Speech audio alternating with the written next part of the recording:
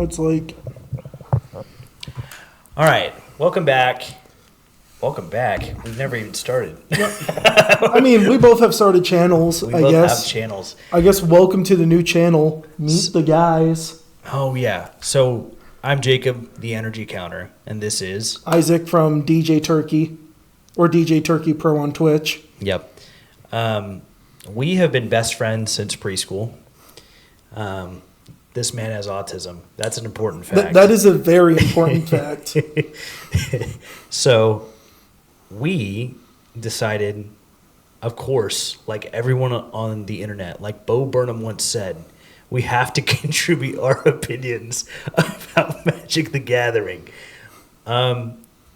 So, how long have you been playing Magic? Since the third grade, so we're looking at about Gosh, how long was that? 17 years-ish? Yeah. And you taught me what? In Fourth grade, so I'm assuming it's about 17 years for you. It wasn't shortly after when I taught you.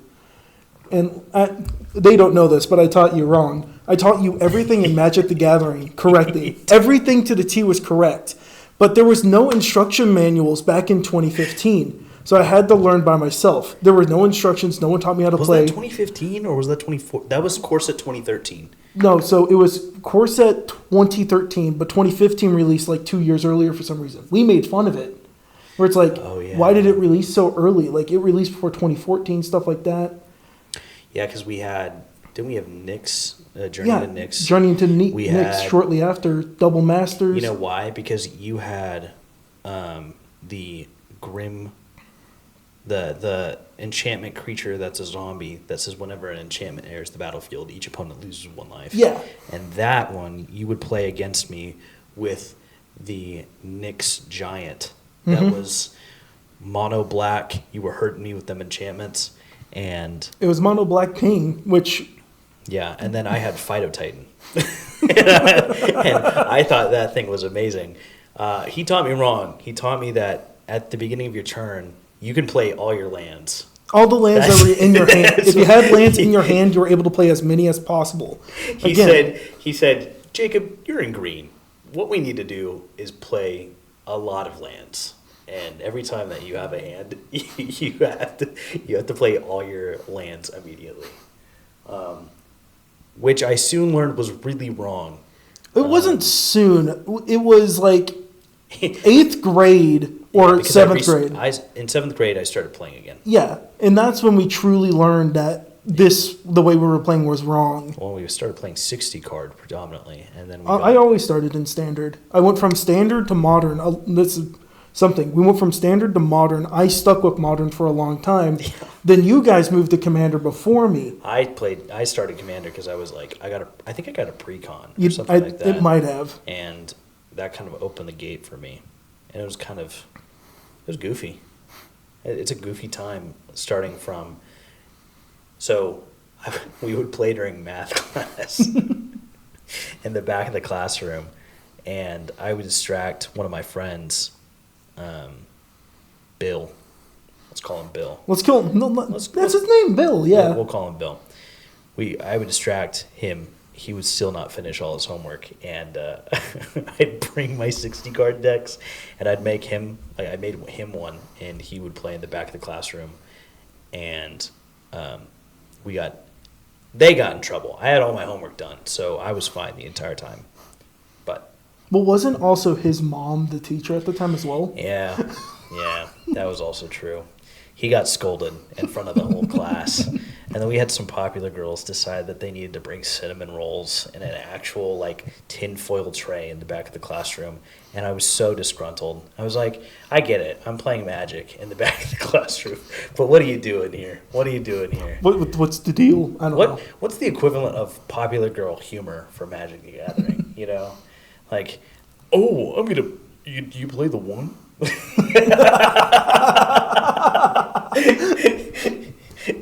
Do you pay the one?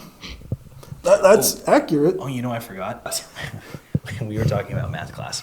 Sorry. We had to get the lighting. We realized I have a ring light, and so every time this thing is glass. So every time that I would try and adjust it, literally see this halo ring going back and forth, Yeah. and it looked very goofy. Some speed racer outside, dear Lord. Yeah, that's where we are.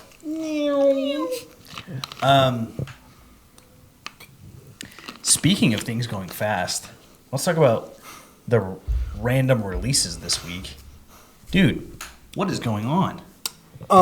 So, honestly, I kind of have a love-hate relationship with it because to those who know me, which is nobody at this point, I haven't posted anything. We're not like crazy popular or anything. But to those who, you'll get to know me, I do nothing with Universes Beyond until a year later. Because if you saw with Final Fantasy, when Final Fantasy was releasing, all 4 of the regular commander decks were $350 if you wanted all 4. That is a stupid, ridiculous price. But everyone was so hyped. It's Final Fantasy, it's Final Fantasy, it's Final Fantasy. And then the scalpers came in, bought all of them. Dude, I was in a more rural area during the summer. Yeah, I remember. You're like in the outbacks. Dude, it was just so bad every time. So I only had a GameStop, I only had a Target, and I only had a Walmart. And somehow, I mean, obviously, they were always sold out. And the closest game store that was a local, like, game store was 2 hours away, which is, one, crazy limited access for any Magic the Gathering player. Yeah. And so you only have to be able to buy online. And so then you're facing the issue of scalping unless you're going to Amazon, which Amazon can sell them at MSRP, but... They can, but I don't trust Amazon. I don't know if you remember. There was a phase where scalpers would buy the Amazon packages like full-on booster boxes. This was a huge issue with a Time Spiral. They would open the box, open all the packs very surgically, take out the packs and replace them. Yeah. Repackage. And then they would reseal it with the Magic the Gathering logo and send it back to Amazon. Where then they would reship it. Yeah. That was a huge problem in 2020. Yeah. So I had limited access, and when the Final Fantasy set came out, I was hyped, and I tried to figure out things, and the only thing I could really get my hands on was the commander decks and the pre-constructed 60 cards, which were well crafted. The commander decks work really well. I recently acquired the Abzan, what's her name? It's not Yashtalta, which is the one I have. I think it's Terra. I have Terra, which is the Abzan. Why am I saying Abzan? She's Mardu. I was about to be like, I don't know a name, Abzan. There was no Abzan commander for that one. Anyways, Mardu commander, who I think one of the most recent guys that I have been trying to teach Magic, picked up. It works pretty well. But this guy literally texted me yesterday. And he says, I mean, aren't you guys getting burnt out?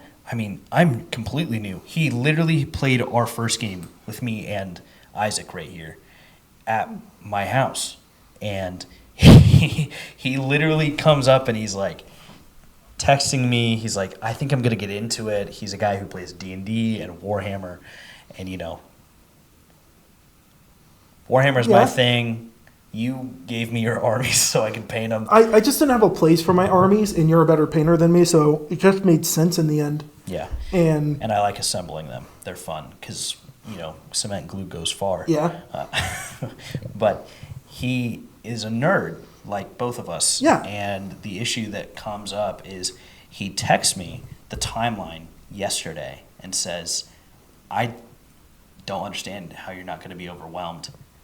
Because he's like, The Hobbit got released, and I'm excited for that, but oh my goodness, Star Trek, Laura, and literally the 26th, today's the 28th, the 26th was the Spider-Man release. yes, The same day they announced the Hobbit reveal. correct. Actually, a day before, right after pre-release. Yeah, right. That is true. Right before they seriously decided we need to spoil The Hobbit. Don't get me wrong. I love Lord of the Rings. I got my girlfriend to watch it. She liked it. What a win. Let me say that. What a win. But, it kind of gets overwhelming. We just got a Universes Beyond set, which is the equivalent of Assassin's Creed, maybe even worse, because... No, it's definitely worse, because Assassin's Creed at least came out with, like, Excalibur, Ezio, the 5-color commander. It came out with a lot of good cards. Even the Sword of Feast of Famine, it had some good cards come out in the set. Yeah. Spider-Man, I'm looking at it, and I'm like, it has some cool mechanics, has a lot of cool... Do we need a bagel with a schmear? Like, is that what we needed in Magic I the think it's Gathering? really funny, like, for people like me that like to make really goofy decks. Yeah. I think Bagel with the schmear is It's pretty funny. Kapow is really funny. Thematically, it's funny. But, I mean, you might need to back off a little bit. Oh, Thematically... we're just gonna lay that up there. Bam! Talk about kapow. Kapow. But thematically, what are we doing? 34 Spider-Man. And several of them weren't legendary. The Yeah. Masked Meower, not legendary. Wasn't even that good. It's a gimmick card. I get it. It's a common. Why not make it a legendary? It would have been a fun legendary. I mean, a discard outlet for legendary. How many common cards, legendaries, do we have? I think one came out in Modern Horizons 3. I thought there was two because I thought the Frog Legend, but that was actually a common. Yeah, that was Uncommon. uncommon. Yeah. So There's only one. there's only one, and he cares about replicating, like having multiple copies. Yeah. And because it was a modern base set. Yeah. It's goofy. It's funny. But here's the problem you run into. Spider-Man could have been interesting if every single thing was legendary. But now you're overrun with these mediocre Spider-Men who are not well designed. The chase card is only a chase card because of the art. True. That is actually We're turning really into factual. Pokemon. We're turning into Pokemon. Pokemon is a game collected based off the art. Yeah. Fantastic. Like that's a good community that cares about what their cards look like. Totally fine. Magic's not. Magic is not. Well, it's not to say that we don't have cards like that. I mean, the Masterwork cards from Ether Vault was... We had a lot of Masterwork cards. We have cards that have been, like, Okay. Masterworks. Here's the problem. A set didn't revolve around it. They're staple cards. So they're Soul Ring. they're Masterwork staple cards. So the functionality is they go in every deck. Well, Ornithopters wasn't a staple card, but yeah. It's I mean, Cheerios. Okay, but Cheerios didn't exist back in that day. I know, but like no, Joyra. Oh my god. Jaya? Joyra, Joyra, the commander, okay. where you keep funneling historic cards and drawing. That one was around, I think, at that point. It was. Okay, so all I'm saying, Masterwork, fantastic, but it's because it's in a Magic the Gathering world. The difference between these universes beyond is we're stealing IPs and we're getting collectors from other IPs to join Magic, and that's okay, and I think that should be encouraged. Universes Beyond as a concept is not bad, but when we're only getting chase cards that are only super expensive, only because of the art, we have 8 different arts of the same Spider-Man, and that Spider-Man's not a good card. He's not a good You're card. right. It is pretty terrible. You have the Fantastic Four Spider-Man swinging in, whipping around with a paper bag over his head and his toes out. That's Bagman. That's the Fantastic Four version of Spider-Man. And that's okay. But did we need it in Magic? But did we need it in Magic? That's my problem. Meat Canyon just did a video about where he spent $1,200 on the set, and he was not like there was only a couple cards that he was like joking around with, and that was like the impersonation one where it has the Spider-Man meme. That's funny. That's good to include. That's where we should have started coming from, rather than let's put T-Rex Spider-Man to the set because we've all watched Into the Spider-Verse. That's not where we go in Magic. Like, Universes Beyond, I get it. I'll state it the first time to the crowd, second time to you. Spider-Man could have easily have been Marvel's second secret lair. Yeah. Just the release of Spider-Man with the web slinging, the legendary Spider-Man, whatever Right. it was called. A unique ability Venom. that you can then transfer into Yeah. Magic the Gathering IP, just like they did Stranger Things and they did for Exactly. the other. You just make They them even had a Marvel version of it with Captain America. Capcom. Yeah. You remember Capcom? Yeah. We already had the good universes beyond Secret Lair of the Marvel. Captain America throwing a shield, Wolverine. Like, those were good cards. They're really good cards. They're still valued very highly. Yeah. What I thought Spider-Man was going to do, and I thought this was kind of genius, I thought the set that was coming out was going to foreshadow, because Magic has always been about foreshadowing things. Yeah. I thought it was going to foreshadow the next Spider-Man universe movie, where it's going to be Right. 4 different commander decks about 4 different Characters. Spider-Men Yeah. that were going to fight each other. You had the 2099 that's going to fight Anti-Venom, that's going to fight the Peter Parker, that's going to fight this. Yeah. That would have been amazing. Yep. I mean, okay, don't get me wrong. Atomic Spider, I think it's flavorful. It's kind of cool looking. But it wasn't needed. I know, but I'm saying if that one plus Anti-Venom plus the Green Goblin, like, you have some of these iconic cards. Did we need 3 different versions of Venom? No, we didn't. Did we need... I mean, I think it's really cool if it was like Venom. The way Magic always did it is that here's a normal card, here's a kind of full art card, and then here's the master full Yeah, art. the master no art. text, no Yeah. nothing. Really cool looking. Chocobo. Yeah, exactly. It's I like honestly wasn't mad about the Chocobo thing. The Chocobo thing... it was funny. Like, okay. Right? Like, the Chocobo thing, a little bit different than the Spider-Man thing. The Chocobo...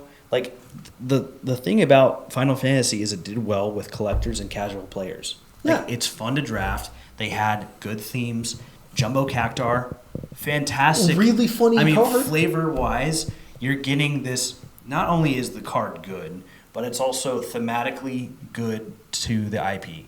I don't play Final Fantasy. I didn't grow up playing Final Fantasy. I was not a Nintendo person besides the Wii. I'll out Fair myself enough. there. I just grew up playing Mario Kart. But the difference between the Final Fantasy set is I don't have to like love the IP to love the set. And Assassin's Creed was one of those first reveals where you're getting into lazy storytelling, Yeah. lazy card design, only because it was breezed over. Final Fantasy wasn't, because Final Fantasy was a good set, and I think it's going to be beloved. I think that's going to be one of those iconic sets. One of the good things that Final Fantasy did is that they played towards 2 different varieties. They made it a set that modern people could love, standard people could love, and it had commander decks. I've told you this. I told you this. Warhammer worked because it was 4 different decks of 4 different armies that could Right. fight each other. Right. That's perfect. And it was not a whole set that needed to be It released. was not a whole set that needed to be released. Beautiful. That's how it should be. Assassin's Creed could have been the exact same way. Fallout was a fantastic... I mean, those decks were crafted well. They were perfect in my opinion. Mothman is one of those commanders that's actually still one of the top on EDH Rec right now. He's so good. He's so good because he just is. Kaiser, whatever. He was well designed. You have Dr. Lee, or Dr. Lin. I think I got her. You have Liberty Prime in there for fun, right? Then you have the casino one. Like, all of these are those are well-built commander decks. And then you had collector boosters. Great. Those were great. Those were fantastic. There are sought after cards in those sets. There were, especially the full art foil Mothman. Yeah, that was and then you going had, for like $200 you had the bucks. bobbleheads. Yeah, right? and the bobbleheads. And the difference we're getting in is that the Universes Beyond is, one, getting into the point where we're getting a lot of these... We're getting a lot of these subpar sets where we've seen where Magic has thrived before, appealed to people from different IPs, brought them into the format, and made it fun. That's great. I love it when there's more Magic the Gathering players. And that's how it should be. I'm not one of those people that... Like, I get the professor. He does not like the fact that we have hat sets. I agree. Lorwyn Eclipse better be one of those ones that's well designed, and coming back to the format. Look at some of the cards that have released, though. That I've even sent you one, the one that flips. Yes. I looked at that and it was like, okay, the fact that it can flip over and both sides are really good. I forget the name, but it's the one where it's a dragon. It's a 5-cost Yes. white. And each spell, it won't be each creature, it's one of the two, It's have each Convoke. creature. Yes. And then at the beginning of your first main You phase, can flip it over, and creatures you control have non-token creatures you control have persist. which is Both. broken. Now you're making your creatures in an aristocrat style deck come back. That's what you want. That's beautiful. Because if a creature with persist is a 1/1, it comes back and gets another death trigger. Yeah. Like, that's what you want. And so Lorwyn's looking promising. The problem we're also having is not only the Universes Beyond sets are becoming lazy, and they have. Yeah. Spider-Man 1 was lazy, Assassin's Creed was lazy, and it's also disappointing the fact that Magic Arena, they couldn't even have the IP, and they had lazy renaming. What do you have? Fleam, Gobbin's Companion, and then It was You bad. have Gobbin on the front side for the Green Goblin. Are you kidding me? That's your most creative. Like, it's a cute creature. Don't get me wrong. Fleam should have been its own thing, though. Fleam could have been in Lorwyn? That would have been cool. That would have been cool. You just throw Fleam in there, and you're like, well, look who's here. I have a little guy. I have a little guy. He's just goofy. But, like, also the sheer amount of product fatigue. I made one video recently on Shorts. 3K in one day. 3K views. Because everyone Over agrees. 49 comments. I had a lot of likes because what happens is you have two sides of the aisle. You have people who don't care, who used to be me, where you just saw a card that you liked at some point on Scryfall, you found it on EDH Rec when you hit randomize, and you just you got a commander, you started building around it. And then you have the people who are always on and always looking at every single card to see what they want. And there's too many cards, and it's so much money to be on top of that you have in the same week, you have Spider-Man releasing, you have The Hobbit getting revealed, you have Star Trek getting revealed, you have Avatar having more reveals, you have Lorwyn Eclipse spoilers, the perpetual spoiler season where we get the announcement of the God of War Secret Lair before it's even going to drop, way before it's going to drop. It's 6 months out, I think, before it's going to drop. You have the Dwight Schrute drop. You have the Iron Maiden drop. You have the Star Trek reveal, which, again, that's crazy. And then you have Furbies. They've done stuff like that before. If Furbies and all that remain secret layers, I'm almost okay with that because it's like, it's just secret layers. A lot of people forget about those. Like Hatsune Miku, like released another Hatsune Miku secret layer. Right. SpongeBob. Even SpongeBob, SpongeBob's Deadpool. goofy. That one you don't need to have value. The whole point of that one is it's goofy art. It's like funny. if you're wanting secret layers of the thing that you should go for the art. Spider-Man should not be our art card series. Again, Spider-Man would have been better if it was Secret just layer. a They had secret layer. six. They had 6 secret layers of this rotation. And if Did you they see just- that? Yeah, Like, it was so dumb. and then you had the Venom swamps, which they were cool, but someone they weren't pointed worth out the money. they had raised foil. What raised foil? We've never had a raised foil. They don't even show what the raised foil looks like either, too. So it's like, Well, no cool. one's going to buy them, so no one's going to care. I mean, I don't know. You know what I mean? Like, it's okay to have. You said it best. Magic's turning into Fortnite because we're having so many of these lame sets, and I don't want that to keep repeating. Final Fantasy was a good set.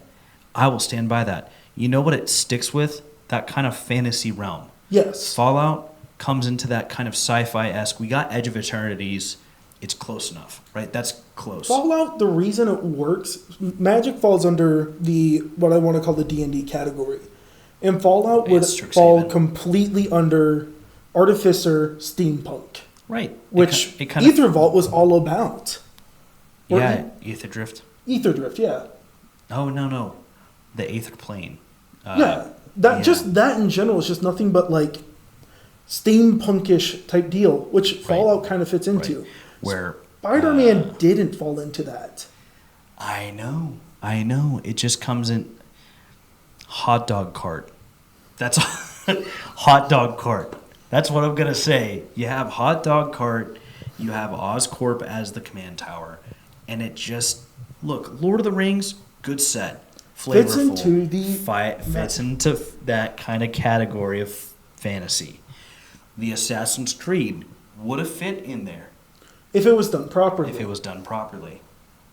It It was so close, and there's still a lot of good cards to come from it, so I don't want to poop on it too much. Like I said, Excalibur was so good. Ezio is so good. It had But then Sword you of have Feast of Famine and a lot of you good have this blueprints. trend of this equipment that says this thing turns into this thing from your set. Yeah, The spider suit. A spider suit is going to. It doesn't even turn your Spider-Man. Your creature doesn't even become legendary. Shouldn't that be important? It's a Spider-Man set. Shouldn't the Spider-Man be a legendary creature? I think that should be an archetype if you're going to release a set based around Spider-Man. All Spider-Man in that set should have been legendary. I don't think that's a necessarily hot take. You have crappy Spider-Man already, like Beetle. Beetle is one of those mono blue cards that you exile from your graveyard, who has flying. You exile her and put a 1/1 counter on something. Not a fantastic card at all. You have the mono green Miles Morales, who comes in and tutors for a land. Not an exciting card at all. Both legendary. And then you have the non-legendary Spider-Woman, who has literally Iron Spider on her back, and she's identified in her flavor text. How many legendary cards have we had? Like, even Jace has never been non-legendary. You would never have a Jace, like a equivalent of a Planeswalker, unless it's the Wanderer. we don't count the Wanderer. Which the Wanderer is one of those cards that's supposed to be obscure, that's supposed to be built up. Or Karn. Karn comes in, it could be a Golem that turns into a legendary creature. There's a difference, right? Yeah. And then you have an explicitly unique individual from a universe that you identified as special through their flavor text. Correct. That's not okay. No, it is not. You are very much that's correct. not okay. That's not how it should be. You have cards that can turn legendary in their mechanics. Those are good, and those should be good. But that's isolated to their playing, right? Like they become legendary, and that's good. A spider person should never be non-legendary, and that's where this set falls flat. I'm not gonna lie, I expected more, but I remember back in the day, we're kind of making a full loop. Way back, what was it? War of the Spark was kind of the downfall again of Magic the Gathering. And if you bought those packs, it was a huge disappointment half the time. I know. Because it's like half the legendaries are so good, and the other half were so garbage. I don't even think people would even remember half those cards, but they were so bad. And it's like, Yeah, because what you had, didn't you have, what's his name? Gideon. Gideon's mentor, who is legendary and is just a exile target permanent until it leaves card. correct. Legendary. Not great, No, but important to the story, Correct. to the lore. That's who should be legendary. It should be lore-based. And these characters are all lore-based. They all have their own separate comic strips. Why Correct. would we not have them? I'm getting on my high horse about something that's kind of like, I think almost everyone agrees. I could see a point in being like, don't make every Spider-Man a legendary, but then you shouldn't make every not good Spider-Man correct. a legendary. And like I said, it could have been 4 different decks with 4 different people that were important to the story, talking about the next movie that was coming out. They Yeah, didn't like do that. The professor made a challenge in Tolarian Community College that the audience designs commander decks because it didn't come out with them. Like, why would you not? They had flip face cards. If you wanted the Green Goblin, you could get Osborne. You could get an Osborne, and then you could cast him for his 3-color commander. Yeah.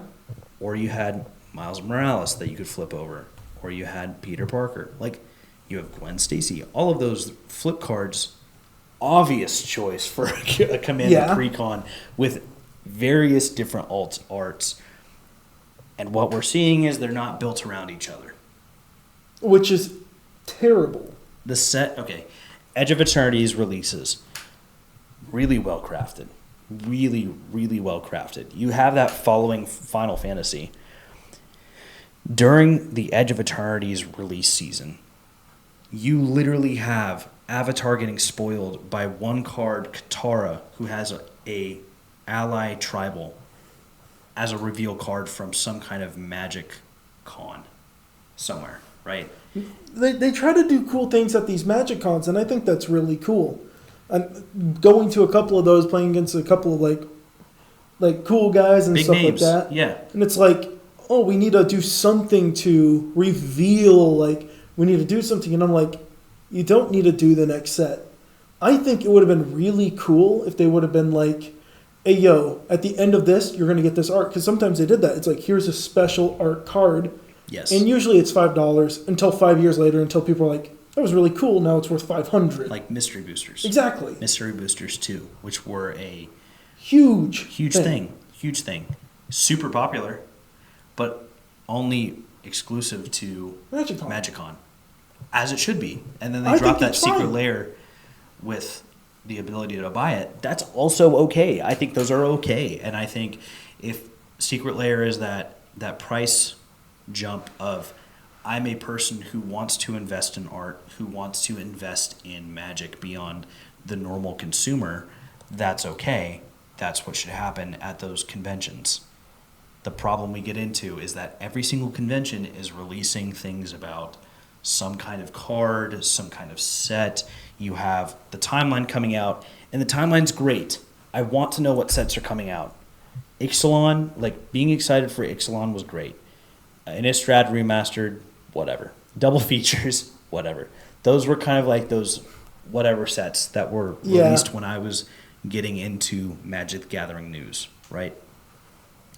And now we come out and start revealing at least 6 cards from each set. That's where we have problems. Never-ending release seasons, because what it's going to do is when several cards are leaked from, I don't know, MagicCon, people start diving into those sets and trying to leak those quicker. Yeah. And then there's more leaks, and then you're always perpetually in the season of, I can't keep up with cards. Magic the Gathering arena players, I'm sorry for you, because Don't be. You never. I mean, but that's a gateway. That's a gateway for people to get into the format, and I think it's good to have this gateway of being like, I'm playing these people online. People played Slay the Spire. That was a video game first. Then they played the card game, and some people liked Slay the Spire, the card game, better because it was more randomized than the actual algorithm used in the video game. And that's an okay take, as it should be. But the problem is that these Magic Arena players never can keep up because they're just overloaded with these sets that just keep coming, these leaks that they're like, this is going to present a new meta in my format and I can't keep up with it. Then you have the Magic the Gathering players who are in real life trying to spend money on this piece of cardboard, this love of the game, the format that we all enjoy. Be that Commander, Standard, Pauper, Modern, whatever. Your cup of tea, that's totally fine. Oathbreaker, am I right? Because everyone played that. Everyone played Oathbreaker, even though those Commander precons were amazing. Those were amazing. Well, so were Brawl. Those were amazing. You literally had the Jund King himself as a dragon right there. Was it something fake? Fake cursed king. That's what he was. Mm-hmm. Corvold. Corvold Fey First King. Yeah. fantastic card. But I'm saying is that we get to that point where it's like I'm getting drowned. Like I'm getting actually flooded with this product that I'm like, if you ever want to like do any kind of, I guess, content creation around a video game or a card game, you have to keep up so much, and you have to buy a booster every once in a while to be like, well, I cracked this pack. I spent $1,000 on this set, and it's the worst. Don't get me wrong, Meat Canyon's fantastic, but that's like what you need to get to in order to keep up with the format is, here's this terrible set. I spent a lot of money, right? As opposed to a casual player, I'm in college. I don't have that kind of money.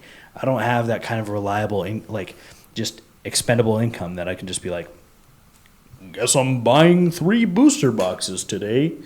Guess I'm buying this $40 collector boosters that I can only pull this one serialized card. You know, like it's overwhelming. I think it's overwhelming, and it gets frustrating. Yeah, it's super dumb, in my opinion. How's the best way to phrase this without ticking off an entire community? Yeah, how do we go about that? Back in the day, we said, I started in the 3rd grade. I'm pretty sure you started in the 4th. Yeah. I took a break. I think I bought one deck, and I didn't touch it for maybe a year or two. When I finally got into Commander, my commander was Phoenix God Pharaoh. Yeah, my dad plays that one. And it's a very, very cool card because you can tap your creatures and they can mill. And the creativity of Commander, just kind of my opinion, went downhill. I kind of missed here's a Commander that I found in my bulk bin. Mm-hmm. This legendary creature that no one heard of. I miss seeing legendary creatures that no one has heard of. The Triad of Fates. That's a card that I got recently. Theros card. Pretty obscure. You pay 1, you tap it, you put a fate counter on something. You pay white, you exile it and bring it back. You pay black, you exile it and you draw 2 cards. Like, unique. You obviously have to tap them, but coupled with some of the Return of the Theros cards, where it's the Athreos, God of Coins or something like that. Athreos, God of Coins, yeah. Yeah, you put a coin counter on something, you exile it, and it comes back. Like, those are fun. Those are fun interactions, and they're niche, and that's what you want. They were super fun, especially when it came to, I loved mechanics that came from Theros. I'm kind of a sucker for it. Everyone knew that. Oh, I know. He bought a fat pack when they were called that. Back in the day when they were called fat packs. We went and watched a movie in the theaters or something, and he's actually pulling cards while we're at this movie theater. The movie was boring. It was boring, and we enjoyed watching him pull these cards, and I was like, you got a card I wanted, I'm jealous. I did, in fact, say that or something like that. Did you pull a God card? You might have pulled I pulled 3 cards. It was Xenagos. Yeah. Then I pulled Iros. And then... Which I have his Iros, by the way. He traded me, I think... No, he gave him to me for my birthday. I gave was you bitter Iros. about it. He was bitter. He was like, I want it back, Jacob. I want it back. I didn't know I was going to play Boros again. He played it heavy and proxied his own commander again. I had to proxy it because Iros literally went from being a singular dollar. And I'm like... 14. It went to 14, and now it's worth something like 25. Yeah, I have them. It is stupid expensive how much it jumped in price. I know. And it's like, I get it. It's a really good card. But back in the day, it wasn't that good. Attacking creatures, prevent all combat damage dealt to them. Yep. It could have been any damage, actually. I forget what it says. But it's like, oh, yeah, by the way, in the future, Boros is going to get Aurelia. It's going to get Feather the Redeemed. It's going to get all these powerhouses. It's going to have Elspeth, that if you need her, that you can double your creature tokens. And now your creatures can't be killed during combat, basically. Yeah. Yeah. And they get Menace. Yeah. Before Menace was a thing, it says this creature can't be blocked except by 2 or more creatures. I love that. I love having the old OG card that's like, guess what? Menace isn't a keyword yet. Yeah, I even have one of those old cards from back in my day that says this creature cannot be blocked except by 2 or more creatures. Yeah, I know, and it just feels like that Magic. I mean, obviously there's power creep. That's a whole different topic. That's for a different. That's for a podcast. different day. That's for a different episode or whatever. But I mean, what you have all these sets where it's like you'll have these like really key good cards. Like, okay, again, back to the Spider-Man thing. It just released Electro. Really cool card. It's Extremely good, actually. It's Berkey, but with Neheb. It's literally Berkey with Neheb with casting instants and sorceries. You get to retain that mana. I mean, what a powerhouse. That's a really good card, right? But remember when you had the Hedron guy who whenever you target one creature, you copy that spell for each creature you control? Like, that's a good card. But it's overshadowed. He was uncommon. Yeah. And now you have Berkey in the command zone with your buff of your mana never leaves. Was it good to keep Electro in that kind of like avenue? I get why you'd give him red because you have Lightning Bolt. Like, sure, right? But was he needed? Was Electro needed? You should have only had the Sinister Six, and you should have had a couple Spider-Mans from different universes. And you should have made them cohesive. Again, we go back. Final Fantasy releases, Edge of Eternity. Both really good sets. Extremely good sets. Avatar card revealed. And then immediately spoiler season for Spider-Man. Like, Avatar Katara, you have Aang, you have Katara. Well, actually, you have Katara, then Aang that get revealed. And we're like, what's firebending? What's earthbending? Like, what's firebending? What's, like, airbending? Like, really cool. Like, you're in this mystery. You're like, here's these infinite combos that we know because we've seen them now. Yeah. Spells you control cast Wooburg less. Really powerful. Really cool. Really exciting. And obviously there's this challenge of this creature that's like you have to do 4 different things in order to make your card flip. Cool. But then you have Spider-Man. Like, Edge of Eternity is just getting spoiled. You just have Cosmogoyf that just releases, and you're like, oh, that's kind of okay, Then you have some of the other good creatures. You have the Kavus coming back, and you're like, whoa, Magic's getting back into some of its like older creature type. A Kavu, that was awesome. That was huge to see back, and I was excited. I was like, look, there's Kavu Tribal, and I thought about making Kavu Tribal a long time ago because I was like, oh, that's kind of nifty. I thought about it too, but you look at it and there's 12 cards. You can't make a commander deck unless you make a 5-color commander, which Golos was the only one that made that possible. And I get it. Edge of Eternities, it's Magic the Gathering but in space. D&D has that. They have spaceships. I was like, okay, so they're still within the Wizards of the Coast realm, right? Yeah. And it's kind of goofy. They can make some references back to it, but it's well made. It was a well-made set. Selesnya had counters and robots. Mm-hmm. You had red having a lot of impulse draw, where you have to discard things to get back. You have this new mechanic of warp, which is cool. It's everything's kicker. Everything's kicker.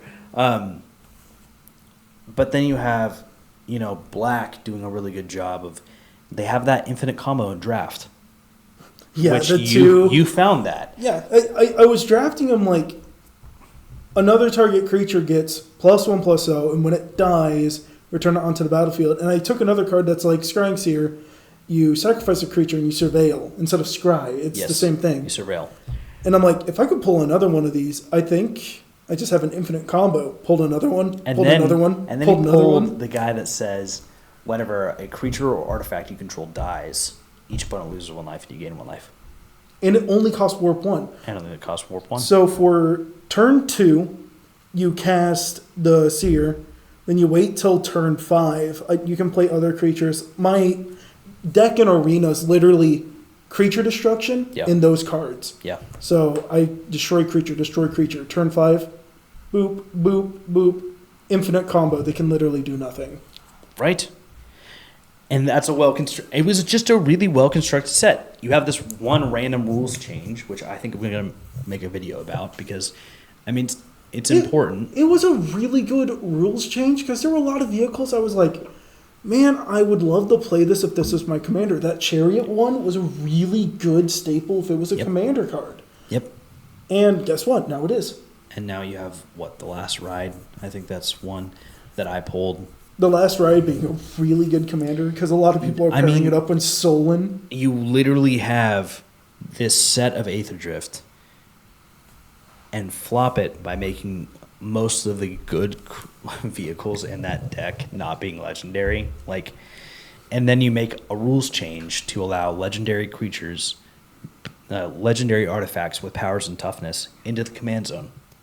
Cool. It's great. Now you have some good War of the Spark cards, I guess, that you Parhelion 2 now in the command zone. A really good card, though. A really good card, kind of goofy, but then you have Spider-Man that releases. I think it's just the focus of Spider-Man was just a bad set. Spider-Man was a And good set. that makes me scared for Avatar The Last Airbender because Yes. I'm looking at it, I'm like, I mean, I see. there's good cards, but is it a good set? That's the biggest issue. As I told you and now telling the crowd, the way to make it really good is if they have common, quick cantrips that firebend, airbend, waterbend, Agreed. and earthbend. Agreed. Like a one cast like Fire Nation attacks. They might already have a card like that, but They do. one cost, just throw it in, do They 2 have, damage, they have the firebend. Fire Nation attacks, and you have 2/2 soldiers that come in. Thematically great. If they have firebending, makes it better, right? That's what you want. Imagine two 2/2s that come in with firebending whenever they attack, you firebend. Still talking about power creep instead of Kranko's command. You're getting 2 1/1 gauntlets. It's like- you're getting 2/2s with firebending. That'd be good. I think Avatar would really deserve that though, because I shouldn't say deserve it, but It's like, all of these things are beloved IPs. Spider-Man is obvious. I mean, you have 3 different series: Raimi, The Amazing Spider-Man, and then you have Tom Holland's Spider-Man: Mm-hmm. Homecoming, which he plays fantastic. But this is a Magic the Gathering podcast, right? So, I mean, Tom Holland now on a Magic the Gathering podcast. yeah, that'd be crazy. Look, I mean, you have these beloved IPs. Avatar is one of those ones where you can get in some amazing mechanics, firebending, and if it's self-supporting, that would be a good standard set. Mm-hmm. And that's how it should be, right? You should have sets that can find themselves and work well. Spider-Man didn't. I really hope Avatar does a good job. I really hope that The Hobbit stays confined and works well. The ring tempt mechanic.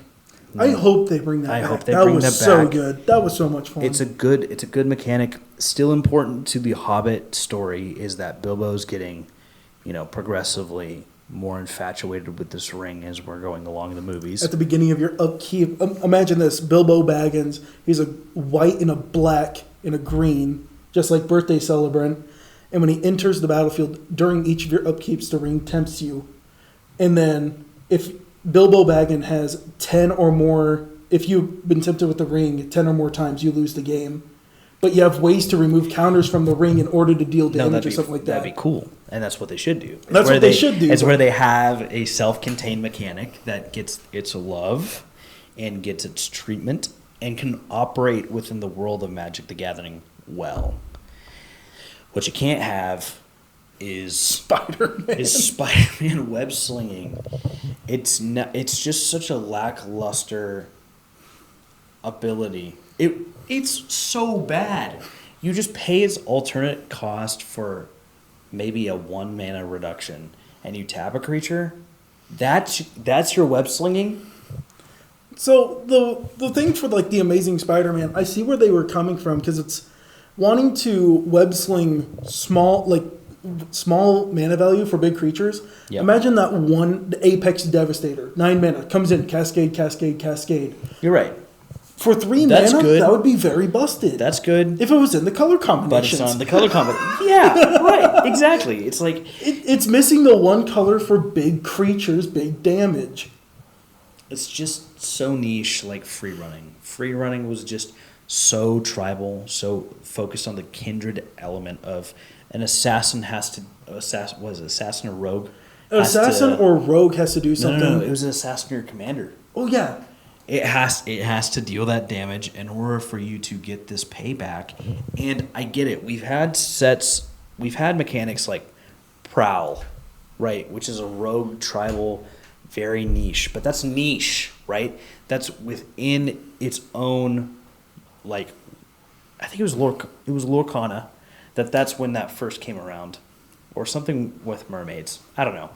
Basically, it gives something the ability for whenever you hit something with a rogue, you can then pay this cost instead of casting it for its normal, and you get this benefit. Free running is just ninjutsu and prowl, yeah. and web slinging is not even ninjutsu. It is an alternate cost. Correct. It's dash or warp. It's a different version of a cost. Convoke, or anything you want to call it. It's madness, but instead of you discarding your card, you tap a creature. No, you return a tapped creature to your hand. Oh, you have to return something? You have to return That's something even to your hand. worse. Well, what they're doing is that whenever a creature enters, you make a token. You tap the token for mana. You bounce a token to your hand. You make another token. I'm not saying Magic players are stupid. Magic players are going to find a way to make it good. No, they always make stuff to find it good. My Little Pony, the unset, That's so they make funny. so many funny That's so sets with funny. it. That's so funny. In I the unsanctioned one, modern players made a Mind Goblin deck. That's all I'm was saying. so funny. Is Magic players can make good things out of trash. It's cardboard, guys. It's cardboard with ink. Of course, we're going to make good things out of trash. But Magic shouldn't be trash. I guess that's our ultimate takeaway, right? Hey, if they're gonna make trash sets, can they at least hook up Moist Critical and make him like a dump truck set? Yeah. No. Okay. Biggest takeaway is that Magic can miss every once in a while, and that's okay. We've had our misses. This is Spider-Man a being miss. our biggest. This is a miss. We've had hat sets. Those are a miss. With the Murders at Markov Manor, you have Aether Drift.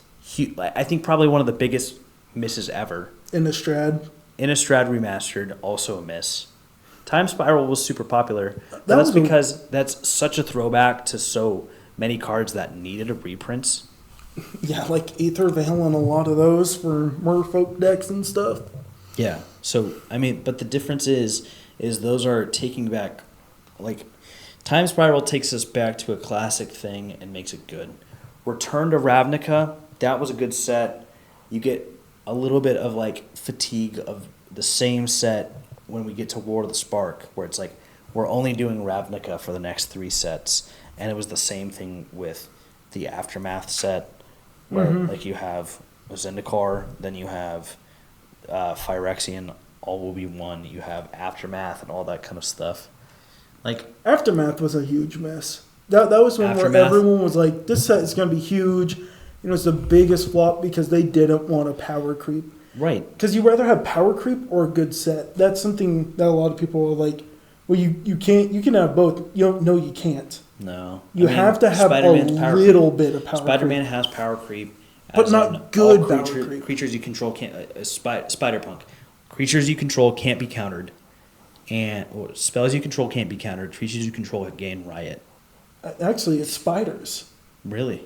I think it's specifically spiders. That's why I was like, that card is really bad. A lot of people are I'll like, just trust you on blind faith that it's just spiders. I could have swore it was spiders you control gain riot, and I think it's creatures you control can't be countered. It is something about...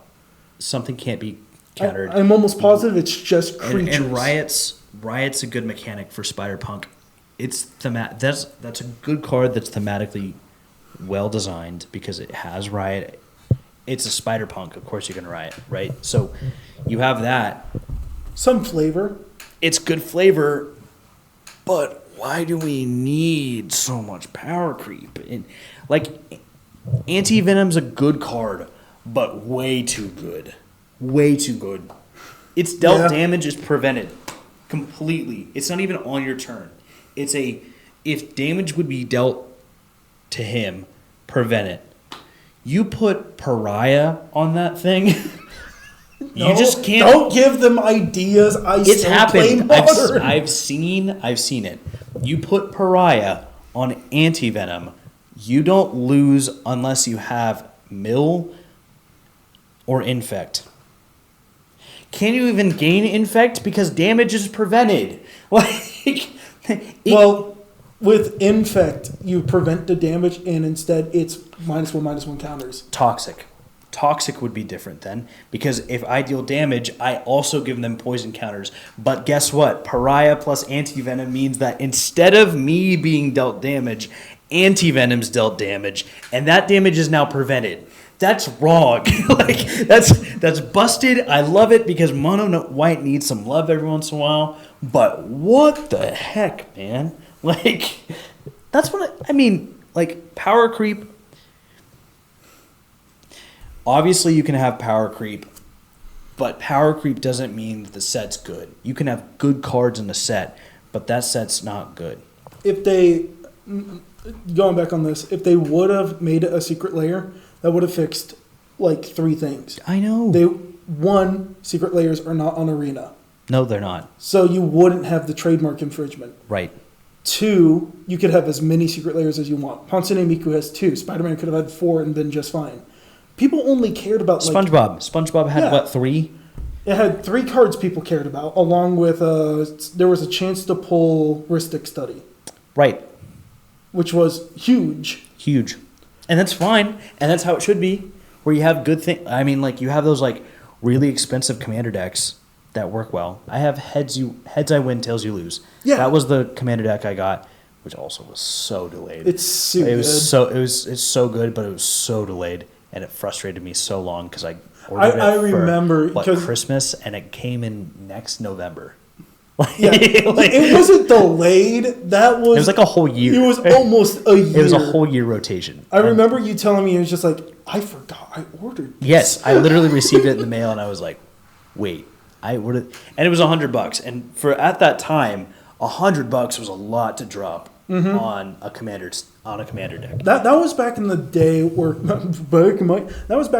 commander decks averaged, I think it was $35. Dude, it was literally Commander's Quarter who was like, you can build this for under $50, and that's when we were like, steal. And then we had precons that were $40 because even $20 at times. When we had, is it Garrod? The one that's the primal. You tap it, you populate. You I'm attack thinking of Garth. You tap, you attack with it, and you populate. Yeah. $40. Along with the Sleeking Sorcerer and Morth Commander no one talks about. Yeah, the one that you play. I love that one. I hate you for that. I love you. It's not played enough, okay? I mean, well, people really talk about Morph when they're like, fun fact about the rules. And he hits people at tournaments with, actually, your split second won't matter because I'm Morphed. The amount of people that have called the judge on me is not even real. They'll play this. It was always the split second card to destroy my enchantment. I forget what it is. It's 2 white and 2 white, 2 colorless. Frozen Grip. Yes, and you can split second, and it's exile. Yep. And then I flipped one of my morphs that is 2 blue, 4 colorless. I counter it, and I steal that instant or sorcery. And they're like, Judge, he just flipped his morph, and then we have to go through this whole spiel of morph actually acts like a land. So usually when you have a flip over creature, imagine this. You have an equipped flip over creature. Yeah. It unequips every single time, including Transformers. Imagine you have More Than Meets the Eye on Optimus Prime. Convert. When you convert it, you lose the artifact. I love that. You have a Swiftfoot Boots or Lightning Greaves, you unequip it, then you have to re-equip it. Yep. Morph, you don't do that because that's still the creature. We talked about this over like Xbox or something. It We were is just talking so about stupid the in my ability- opinion, The though. ability to flip something and have it still Also, equipped. if you morph in a commander, like I forget the red one that I'm building, Yeah. but if your morph is a commander, it's in Naya. Yeah. Naya colors. Yeah. It was from the Murders of Markov Manor one. but you can flip it, and if it's your commander and you attack with it, that 2/2 counts for commander damage, even though it's not That's legendary. so stupid. It is the only non-legendary commander, technically, that can do commander damage. That's hilarious. That's hilarious. You just hurt your own creature and you're like, guess what? We're actually playing the game with the cup where there's a ball underneath and we're just gonna talk about an Avatar reference. Flip that rock into the sleeve or whatever. Yeah. Yeah. No, that's so stupid. I love So that. funny. But all right, well, I think we've hit Enough. we've hit an hour. So I think that's pretty good about talking about the new sets and stuff like that. yeah, I think we've I'm really excited for Lorwyn. I'm so hyped for. I'm excited for it too. And the I'm Hobbit. I'm just worried. I don't think you need to be worried because they nailed Lord of the Rings. they did okay. Every single time they do a But uniform, remember what they did for the actual movies is that Peter Jackson nailed the first, and then The Hobbit was kind of debated about how good it was because people who loved Lord of the Rings loved the fact that it was the whole adventure and it was all the walking. People who didn't love The Hobbit thought that it was too much action and not enough about the actual book, where it's like Too much It walking. was just yeah. Remember that? Like, Yeah, I remember we had that. debates about that in high school. Someone was like, "You like The Hobbit?" And he's like, "Well, it's got more action scenes." And I'm like, "I get it." For me, I like The Hobbit because I like the characters a bit more. Shoot me for that because I said that, but I'm like, No, those are good characters. the dwarves, you have a Hobbit, and it's like, dude, you have to admit it's really funny that these dwarves sang a song so powerful, it made a Hobbit just completely throw away his religion. I know, in the right? Like, Shire. it made my girlfriend's hair stand on end. It's so She actually good. made me replay that scene because she was like, "They're so good at singing." I was like, "Honey, guess actually- what? That one was filmed live. They actually had all of them sing that one because it was live." And she's like, "Cool." She's like, "Shh, they're singing." I like, "Wow, did you know they actually did that harmony live?" Oh my gosh, I hate myself. Oh yeah, and for the orcs this is for the Lord of the Rings, but I love the fact that they go to a soccer stadium, and they have Yeah, the black everyone speech. start chanting Black it. speech. It's sick. It's It's in New so Zealand. good. Rugby. It was a Yeah, rugby it was stadium. rugby. Yes, because I went to New Zealand and I know.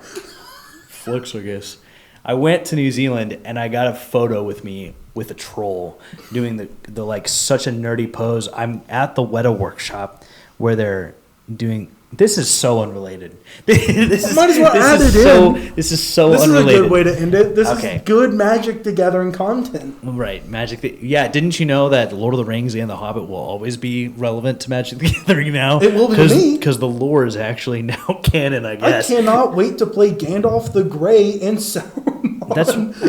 that's you're gonna have the necromancer and the runes. Mm-hmm. Yeah, you're gonna have. You that. know me. You're gonna have Radagast. I Was love- Radagast in the first set? He was. Yeah, he was. I think. He was a 5-color. You Tom Bombadil out of nowhere, and you're like, cool. Okay, so my point is that The Hobbit is going to be interesting, and arguably they might flub it, and I really hope they don't, because I think that's an honorable IP that people love. I built a Lord of the Nazgul deck solely because, one, Wraith cards were so expensive. Two, just saying, I cast Opt and I draw a card, and now I create a 3/3. I have 9 Wraiths. They're all 9/9s now. Like, they all have menace. Oops. like that's what you want. Where you have good cards, you have the Balrog, super hard to build around. really cool card. Really good cool, card. really good card, right? Like, just good cards. Gandalf the White, legendary creatures you control have flash. Isn't that? I think it's you can cast spells as though they have flash, and then whenever a legendary card you control leaves, if it would cause an ability to trigger it again. Like, power creep, sure. Like, absolutely. Well designed set, yes. Like, that one is a Final Fantasy before Final Fantasy. It's where Magic should be. It's what Magic should strive for, where flavor matches, theming matches, the set's not like so isolated where it won't work. And guess what Lord of the Rings had? Commander decks. Guess what Avatar might not have? Commander decks. They have the Commander intro pack, but I think they will fix that. The reason I think that is because, like I said, there's all. I might have said this. I don't know if I said it or not, but there's always a repeating pattern. Did it have a Commander deck in the set? No, it failed.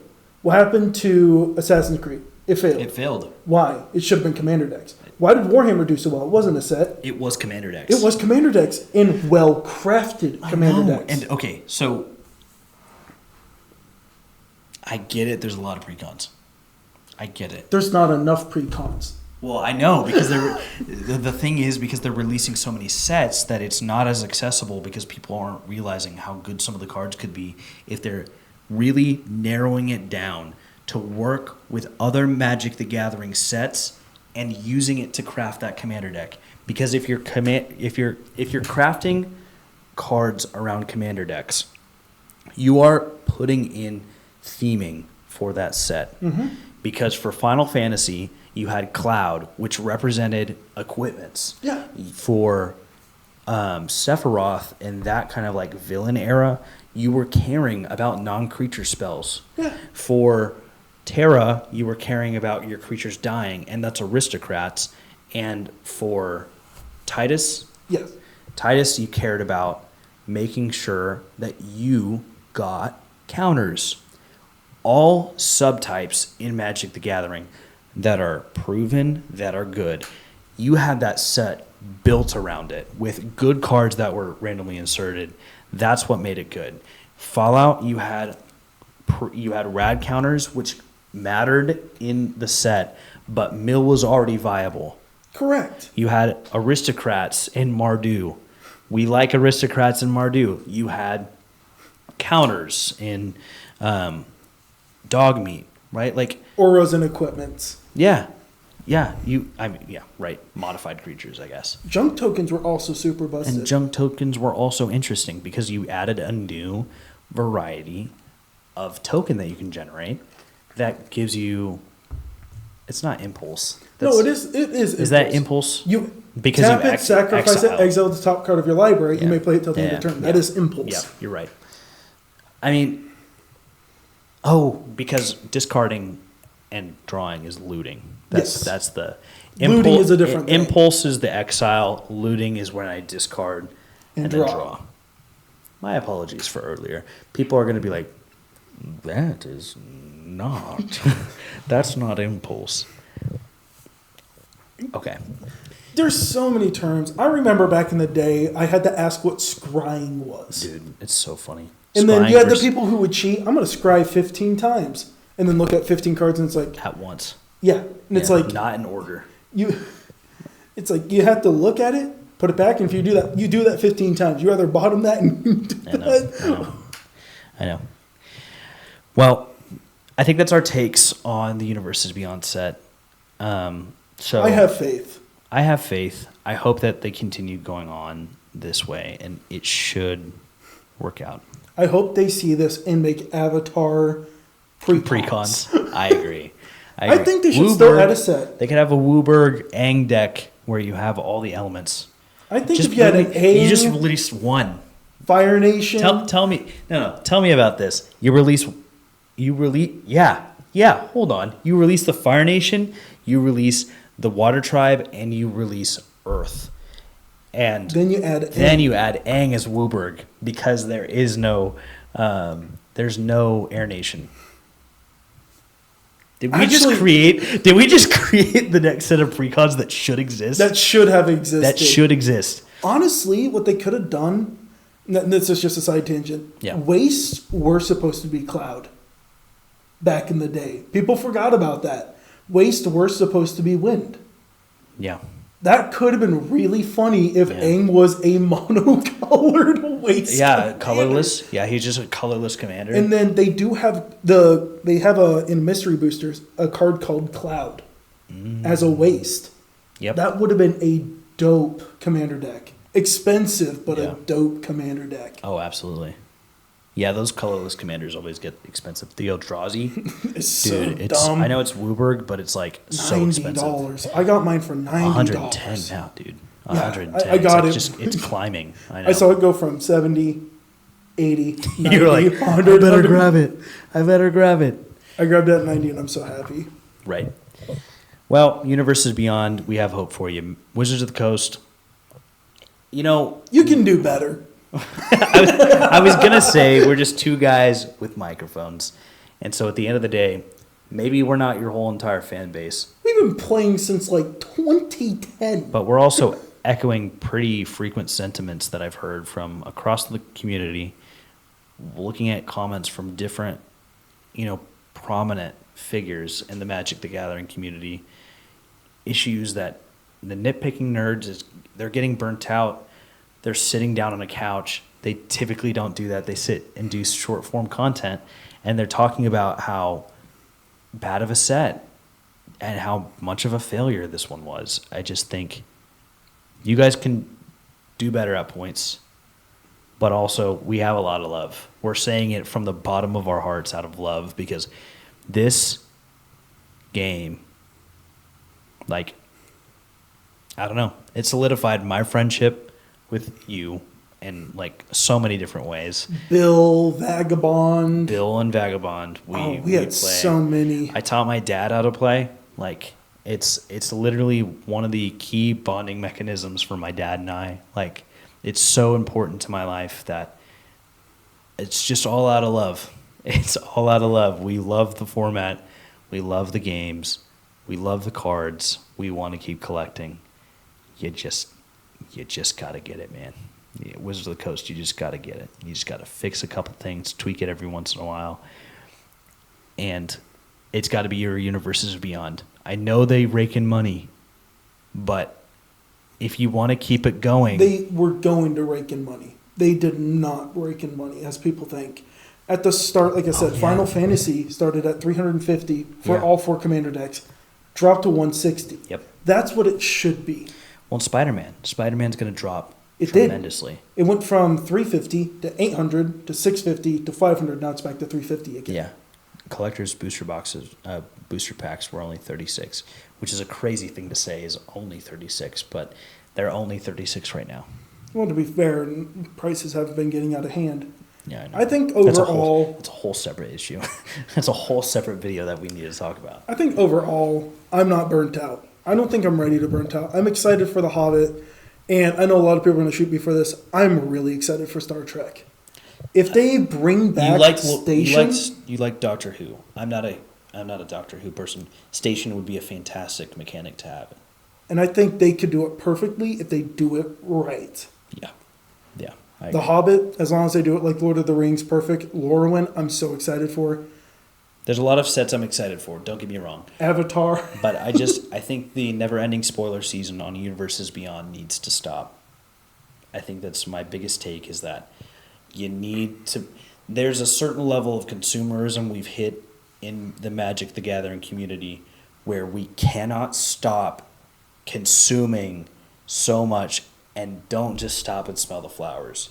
It feels really shallow on all the sets that are getting released because we're just not taking a deep dive into them because we don't have time to breathe. Also give out better lands. Your lands have been lackluster. yeah, some better lands. Would be Other nice. than, what was the one set? I forget. Oh, man. It was the Space Shuttle one. I just forgot. Oh yeah, I just pulled it Yeah. in white. Yeah. Yeah, I have it now. It's such a good I pulled looking it land. and I was like, Yeah. I think I pulled it on a stream or something, and I was like, It's a good whoa, looking that's a land. nice looking land. All their Edge of Eternity's lands were beautiful. All right, so that's episode 1 of Meet the Crew. Meet the guys. Meet the guys. We're not the MTC. Not MTC. I've seen Meet the Crew or Meet the Guys because we're MTG. What? Get it? We're better, even though we're like 0 We're better. subscribers. We're stronger. I don't know how I'm gonna edit this one, but that's fine. All right, that's a YouTuber problem. That's a personal problem, and you don't care. we edit our stuff. This is non-scripted. Absolutely non-scripted. Until next time, maybe next month. Until next time. Honestly, we might do another one to see how Avatar releases. That would be a fun podcast. We What could did definitely do Avatar that. look like, and did we enjoy it? Yeah. Let's just do a set review, and we can just talk about some of the good cards because we want to go deeper. That's what we want to do on this podcast is actually go a little bit deeper into the sets and review them. Okay, so I'm the energy counter, Jacob. DJ Turkey or Isaac? Yep. And that's that. Peace. And if we don't see you, good afternoon, Good morning, evening, and good night. good evening, and good night.